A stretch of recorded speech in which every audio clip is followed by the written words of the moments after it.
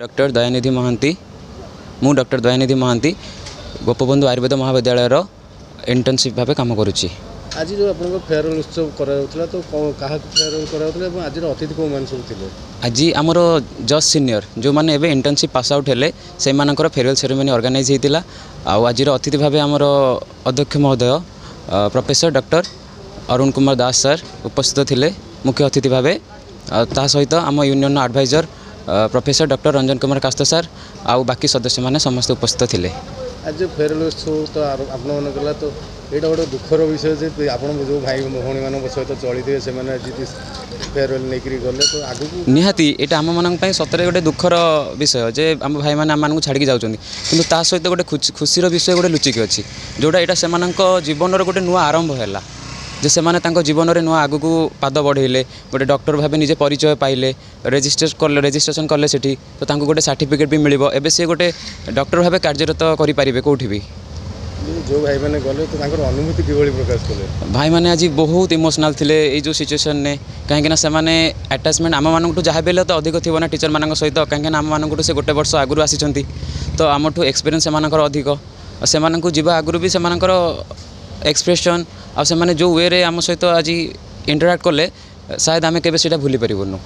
से भाई मान भर किए भी डाक्तर आयुर्वेदिक कॉलेज को आसीपारती तो आम तो निहाती चाहूँ आम भाई मैंने आसतु कहीं आठू बड़ खुशी कथा कौन हो पार जे मु मो पेरेंट इंस्टीट्यूट को जदि आसूची एज ए डॉक्टर मु जो पढ़ी जो शिखी सब जिनस मुझे पुणी एज ए डॉक्टर होगी आसबि आठी से सार मान पाखे बसबि डॉक्टर हिसाब से तो ताठू बड़ गोटे खुशीर उत्सव आउ कि पारनी।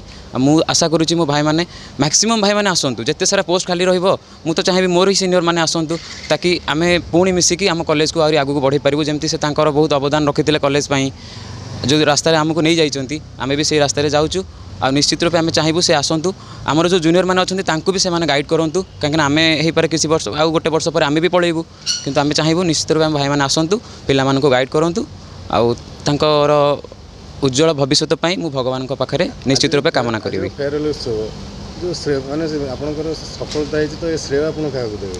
आम निश्चित रूप आमर प्रिंसिपल सार को देवु कहीं सार बिना ये सब केबे भी पॉसिबल हो पार न था सहित आम यूनियन प्रति मेंबर यूनियन जिते सब एडवाइजर सार मैंने अच्छा मैडम मैंने अच्छा आमर कर्मकर्ता मैंने यूनियन प्रेसिडेंट हूँ कि जनरल सेक्रेटरी हूँ समस्ते आउ बाकी स्टूडेंट मैंने ईच एंड एवरी स्टूडेंट समस्ते बेस्ट एफर्ट देकी फेयरवेल को बहुत कम टाइम रे सक्सेसफुल कर समस्त को श्रेय देवाक चाहूँगी।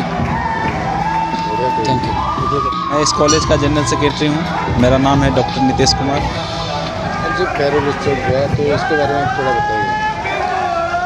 ये हमारे जस्ट सीनियर का फेयरवेल हुआ जिनका एडमिशन 2018 में हुआ था और उनका सेशन था 2018 से 2024 तक।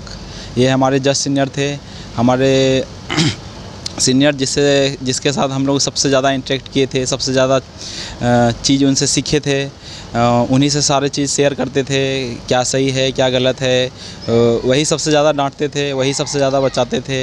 तो बहुत दुख लग रहा है that they are going now and they will not be available in front of me. Okay, thank you. Thank you, sir.